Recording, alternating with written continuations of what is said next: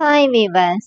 இன்னைக்கு பிப்ரவரி 4 சிறகடிக்க ஆசை சீரியல் என்னாச்சுன்னு சொல்லி பார்க்கலாம்க்கு முன்னாடி சேனல் சப்ஸ்கிரைப் பண்ணாதவங்க மறக்காம சப்ஸ்கிரைப் பண்ணுங்க. இன்னைக்கு என்ன அப்படின்னு சொல்லி பார்த்தீங்கன்னா, இங்க வந்து ஸ்ருதியை வந்து முத்து மீனாவும் கண்டுபிடிச்சிடுறாங்க. அப்போ ஸ்ருதி கிட்ட வந்து இங்க என்ன பண்ணிட்டு இருக்கீங்கன்னு இந்த ரவி வந்து என்னை ஏமாத்திட்டான், அந்த மீத்து கூட வந்து அவளை தூக்கி வச்சு விளையாண்டுட்டு இருக்கிறான் அப்படின்னு இப்போ முத்துக்கு மீனாக்கு சிரிப்பு வருது. ரெண்டு பேரும் சிரிக்கிறாங்க. அப்புறமா முத்து கேட்குறாரு, நீ லாயரை பார்த்துட்டியானோடனே இல்லை அவர் 10 நிமிஷம் ஆகும்னு சொன்னாரு, அதனால வெயிட் பண்ணிட்டு இருக்கு. இவர் பெரிய ஃபேமஸ் லாயரா, 100 பேர்கிட்ட டைவர்ஸ் வாங்கி கொடுத்துருக்காரானோடனே, நல்ல வேளை உன் வாழ்க்கையை நாங்கள் வந்து காப்பாத்திருக்கணுன்னே, ஏன் சிரிக்கிறீங்க, ஏன் என்ன சொல்றீங்க அப்படி சொல்லிட்டு ஸ்ருதி கேட்டோடனே மீனா அங்கே நடந்த விஷயத்தெல்லாம் சொல்றாங்க. ஐயோ! நான் தான் அவன தப்பா நெனச்சுக்கிட்டேன்னா, நான் அவன் என்கிட்ட ஏன் சொல்லவே இல்லன்னோனே, இப்ப முத்து திட்டுறாரு. "நீ அவன்ட்ட என்னன்னு கேட்டியா? அவசர புத்தி" அப்படின்னு சொல்லி திட்டுறாரு. அப்புறமா எல்லாருமா சேர்ந்து கெளம்புறாங்க. அப்போ ரவி கிட்ட சொல்லிரலாம் அப்படின்னு சொல்லும்போது, வேண்டாம் வேண்டாம் அவனுக்கு ஒரு சர்ப்ரைஸா இருக்கட்டும் சொல்லாதீங்கன்னோனே, இந்த மாரி அ ஆம்பளைங்கள வந்து இதில டென்ஷன்லேயே வச்சிருக்கிறதே உங்களுக்கெல்லாம் வேலை வாங்கன்னு சொல்லிட்டு கெளம்புறாங்க. அதுக்குள்ள இங்க ரவி கிட்ட வந்து எல்லாருமா கேட்க ஆரம்பிச்சுடுறாங்க. ஸ்ருதியோட அம்மா, அப்பா, அப்புறமா ரவியோட அம்மா, அப்பா, மனோஜ், ரோஹிணி எல்லாருமே கேட்குறாங்க எங்க எங்கன்னு சொல்லிட்டு. இப்போ ரவி பாவம் என்ன செய்யறதுன்னே தெரியாம ரொம்ப டென்ஷனா நிக்கிறாரு. அப்ப கரெக்டா ஸ்ருதி வந்திருந்தாங்க.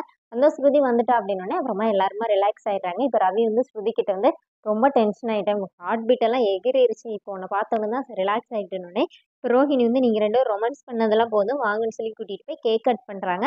அப்புறமா ரவி வந்து எல்லாருக்கும் தேங்க்ஸ் சொல்றாரு. அப்போ வந்து இந்த மாரி எனக்கு கல்யாணம் முடியறதுக்கு காரணமே எங்க மீனா அண்ணி தான். அவங்க கிட்ட இருந்து நான் இது நெறைய விஷயம் கத்துக்கிட்டேன் அப்படிங்கிற மாரி சொல்றாரு. இப்ப எல்லாரும் மீனாவ மொறச்சிட்டு இருக்கிறாங்க. இந்த ஸ்ருதி பேசும்போது அவங்களும் என்ன சொல்றாங்கன்னா, நான் வீட்ல தனியா ஒரு பொண்ணா வளர்ந்தேன். இந்த மாரி ஒரு ஜாயிண்ட் ஃபேமிலில போய் இது பண்ணது எனக்கு ரொம்ப ஜாலியா இருக்குது. எனக்கு அங்க ஒரு சிஸ்டர் கிடைச்சிருக்கிறாங்க மீனா.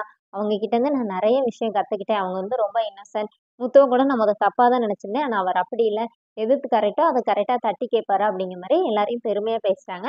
அப்புறமா விஜயாவ சொல்லும்போது, இவங்க தான் என்னோட பெஸ்ட் என்டர்டெய்னர் அப்படின்னோனே, விஜயா மொறச்சுட்டே நிக்கிறாங்க. அப்புறமா அண்ணாமலை வந்து, அவர் வந்து எனக்கு இன்னொரு அப்பா மாரி அப்படின்னு சொல்லி சொல்றாங்க. மனோஜுக்கும், ரோஹிணிக்கும் சும்மா தேங்க்ஸ் சொன்னோனே, அவங்க 2 பேருக்கும் அப்படியே முகம்லாம் இதா போயிருது.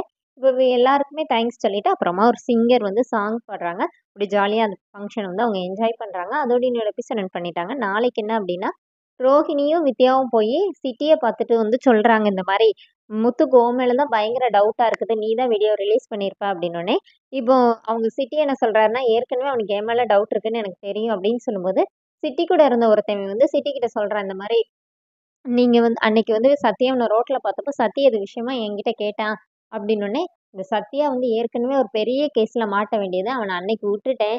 அவன இந்த மாட்டி மட்டும் மாட்டி உள்ள போனா, ஜென்மத்துக்கு வெளியிலயே வர முடியாது அப்படிங்கிற மாரி சொல்றாரு.